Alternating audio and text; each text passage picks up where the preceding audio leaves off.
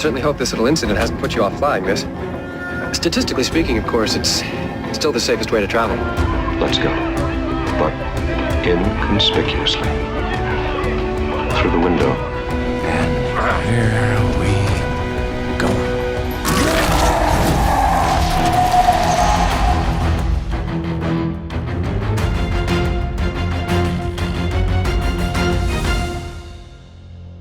What is up, everyone? Welcome to DC STANDOM, your guided tour of the DC multiverse. I'm your host, Mike Cicchini, the editor-in-chief of denofgeek.com. And each week, I'm bringing you discussions with writers, artists, actors, and experts, covering everything from DC Comics to the movies and TV that make up the DCU. This week, we have an in-depth conversation with Jeremy Adams, writer of DC's brand new Green Lantern title, and who is currently bringing to a close an epic run on Wally West with The Flash, and who has another Flash-centric title on the horizon in October with a book focused on Jay Garrick.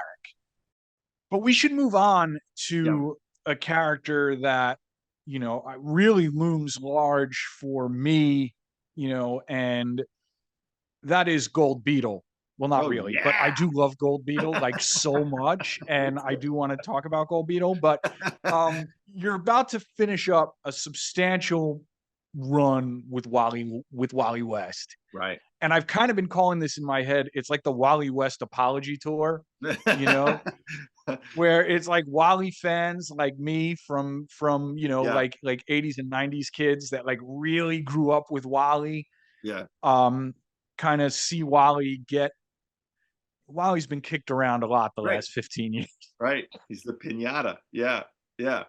When they asked me to take it over, my through line was like, I told people at the beginning, you can look at everything I said at the beginning and go, as long as I'm writing him, he's going to be okay.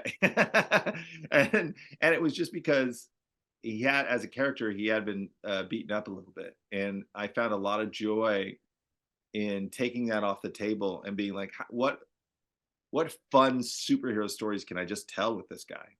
And then as it went along, it was like, oh yeah, but his wife is really important to this scenario, and his kids are really important to this scenario, and Kid Flash is important. Like, just kept adding as the years went by, and it just deepened who Wally was, who I think is the most well-adjusted character in the DC universe. and part of that is because, you know, as much as people say, oh, Jeremy retconned this stuff, it's like, maybe, but I also codified it as something that did happen and something that really took place and really hurt him emotionally and really was that trauma. And the idea of Wally being so hopeful that you can come out the other side, you just have to hold on. It's literally the first things I say in like the annual that I wrote, the first annual that I wrote, you know, you don't leave until the miracle happens. And when somebody, in my experience, life experiences, when I've met somebody that has gone through horrific circumstances and are still somehow able to stand upright and operate, they become heroic to me. And so it was a great opportunity to highlight the fact that Wally was able to overcome those things and have this amazing family and have this amazing extended family. And it was just, I mean, gosh, it was just such a thrill to be able to write him and write him for as long as I was able to.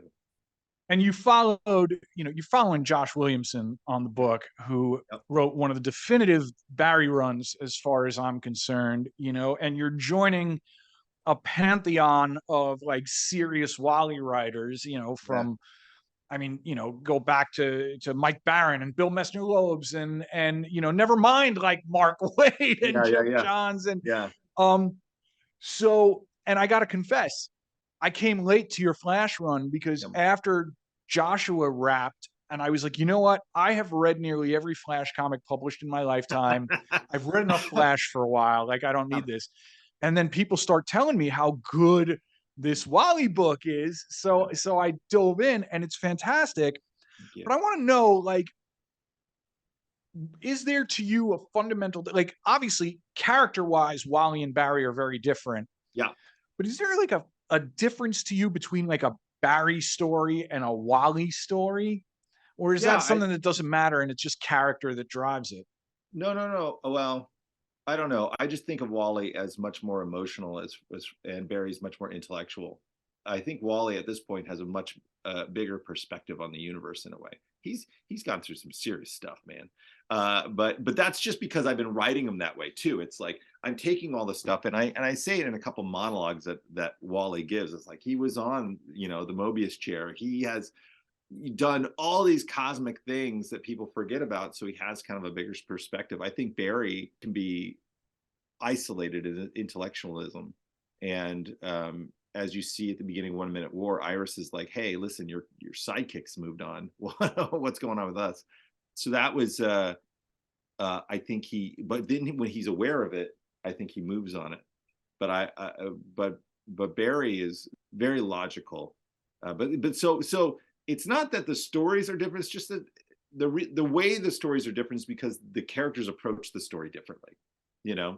So I can do whatever the MacGuffin is. Like if the scythe that like turns, you know, draws people bad, that was containing Eclipso early on landed, and it was Barry that found it, he wouldn't be cracking jokes like Wally would.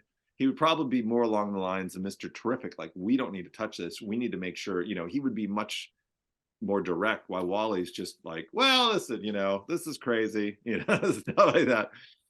So I don't know. Oh, I do like. It's funny that you say, like, for as logical and controlled as Barry is, right? Barry's the one who has not settled down, or had not at that point. Right. Whereas like it's like Wally's got a brood, man. Ultimate Family Guy. Yeah.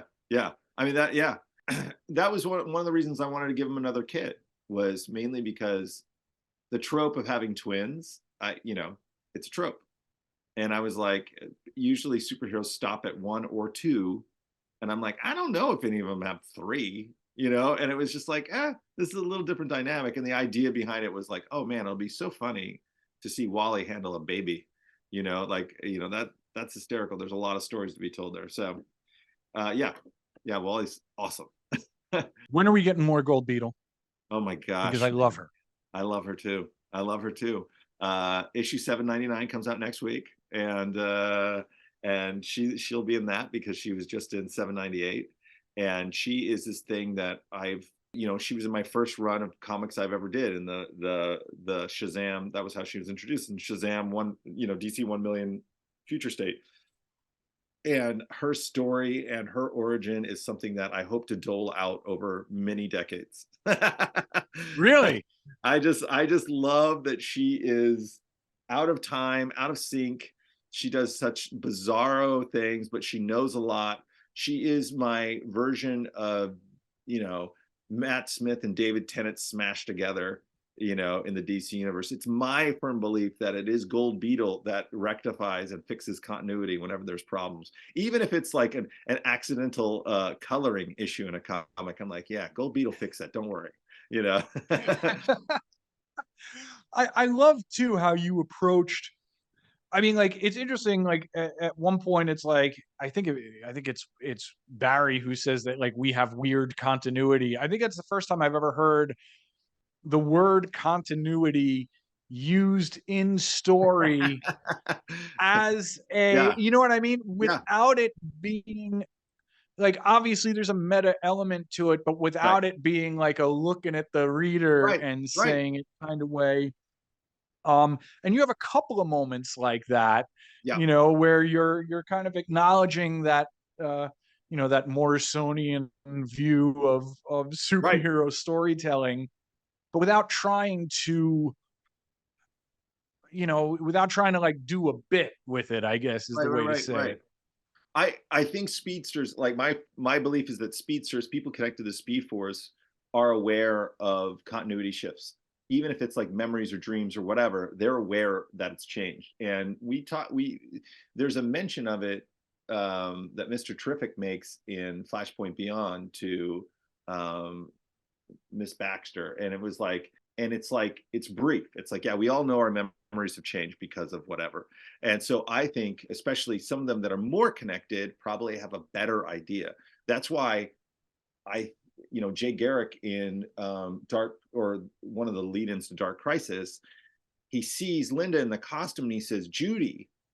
And it's like, he's having that moment because there's no reason he should know who she is, because she has been taken out of time if you are reading Stargirl, but he does recognize something there subconsciously. So, and I think with Barry, it's probably even greater because he remembered their relationship with Iris. And even when he touched Wally, when Wally returned from the Speed Force in Williamson's run, there was like an instant recollection. And I think the same thing, but I think Wally absolutely remembers things changing and absolutely remembers other versions of the universe. Let's talk about Jay for a second, because you have a Jay Garrick book Yeah. on the way in October. The book is called Jay Garrick, The Flash. It is out October 17th. You know, Jeff Johns had this great new golden age idea that's going to wrap into the dawn of DCU. You know, you have Venditti's Sandman, you have Tim Sheridan's Alan Scott, you have my Jay Garrick. That, you know, he came to me and he's like, "Hey, do you want to explore this new daughter, you know, that comes into Jay's life?" And it is, and of course, like I said to you earlier, I'm the Mikey of, you know, comic books. So you want me to write something, I'm going to write it. And I have a daughter myself, so trying to get in the headspace of something of like, okay, we have another speedster. Why should we care, you know? But also, I'm a dad, and the idea that I forgot about my daughter and then suddenly she shows up, ooh, that's tough. That's tough to even like remotely think about. And leading to greater mysteries in that series that I think are going to have long-ranging effects in the DC universe, which is exciting because the other guys, you know, Robert and Tim's books are all take place in the past. Mine takes place in the present with flashbacks. But, you know, it's going to be a great way to explore Jay Garrick and his wife, Joan, to a degree, who thought they never could have kids. And that was a defining feature of Jay Garrick that people really loved. And now that has been kind of changed because now you have a kid. But how do you do that? How do you, you know, it's one thing to be a grandparent. You can wind up a kid and then send them back home. This is like, you know, this is your kid that you forgot about in a world that is not like the 1940s, you know? So there's going to be a lot of fun to be had, but there's also going to be some old villains that are going to see their chance to capitalize on things they had tried many, many years ago. So that'll be interesting too. Your Jay in 1 Minute War, right? He's a hard man, dude. like that's a very different Jay than I think we've become accustomed to, but it makes sense. I mean, you know, he's kind of like greatest generation Jay, right? Right. What else is there anything else that you could tell everybody about your approach to Jay Garrick? And like, this is a character, you know, who has to be so distinct from Wally and from Barry, and, you know, can't just be the kindly, you know, grandfatherly, you know, mentor Flash figure. So how did you come to this? I just love Jay in general, so I'm really hyped. He is a very direct representation of my grandfather, my mom's side, who was in World War II and incredible hero, 2 Purple Hearts, like tons of, and I remember my grandfather, big, just hulking guy, didn't look like it because he was a farmer. And I remember him taking off his shirt and this giant scar from the back of his shoulder all the way down to his hip from shrapnel. And I was like, you know, what happened there? You know, and it's like, oh yeah, it was a bomb, and I was in, you know, in the war, and this happened. He didn't talk about it much, but what I had found out is he had got the shrapnel, you know, recovered in the hospital for a couple of weeks, and then immediately back to the front lines in a way. And I was like, oh my gosh, this guy is Rambo. And that's how I look at Jay. He's a very kindly, there's a lot of these guys out there, a lot of Vietnam vets and war vets they're very kindly, they're very polite, they will give advice and stuff. And I think he recognizes they're in a different world. He's the guy that's like, okay, you know, we're gonna punch bad guys and stuff like that. But like in 1 Minute War, it's like, well, this is war, so I'm gonna use my tooth to kill this guy so I can, you know, not that he killed him, but you know, he's not playing patty cake because he's been through this. This is a different set of circumstances. Jay is somebody who's been alive for a long time and seen a lot of change. And I think the way I'm approaching it is, here's a guy that has seen a lot of change, and now he has a daughter that is from a more quote unquote innocent time. I think it's going to be really difficult for him. And really, you think about being a helicopter parent. Now you add the Speed Force to that, and that's gonna, that's gonna provide some both hilarity and also tension between their relationship. All right. Well, we have hit the past, the present, and the future, the near future of your recent DC work. So, thank you so much, Jeremy. This was a lot of fun. Yeah, thank you so much. It's always good talking to you. And that is it for this week's DC Standom. Don't forget to check out our web home at denofgeek.com, where you can find all our DC coverage at denofgeek.com/DC. Drop us a line at DC Standom on Twitter and Instagram. Give those a follow because, I don't know, maybe we'll have some surprises there. But if nothing else, let us know what you want to see and hear about in upcoming episodes. And hey, did you know that we also have a Marvel show? That's right. You can also listen to Marvel Standom wherever you're listening to this show right now. So check it out. Sometimes we do our Standoms live, so make sure you follow Den of Geek on Twitch. That's twitch.tv/Den of Geek TV. This has been DC Standom on the Den of Geek Network. Until next time, I'm Mike Cicchini, and remember, folks, we stand together.